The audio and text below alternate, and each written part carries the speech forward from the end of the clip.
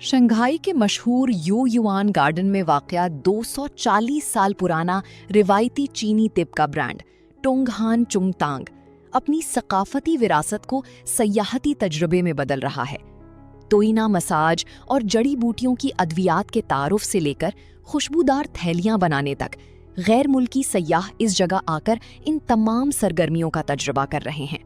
उन्होंने बिल्कुल उसी जगह दबाव दिया जहां मुझे तकलीफ महसूस हो रही थी। ये वाकई बहुत मुतासिर कुन है। कोरिया में इस तरह की मसाज की कीमत तकरीबन 700 से 800 युआन तक, तकरीबन 103 से 117 अमरीकी डॉलर होती है, लेकिन यहाँ ये सिर्फ तकरीबन 150 युआन, तकरीबन 22 अमरीकी डॉलर में मिल जाता है। ये वाकई काबिल कदर है। ये मुख्तसर छुट्टियों पर तफरीह के लिए एक बेहतरीन मकाम है। करीब वाक़या होने, मिलती जुलती सकाफत और खानों की वजह से हमें यहाँ खुद को अपनाना आसान लगता है, इसीलिए हम बार बार यहाँ आते हैं। गैर मुल्की सयाहों की तादाद में इजाफा हो रहा है।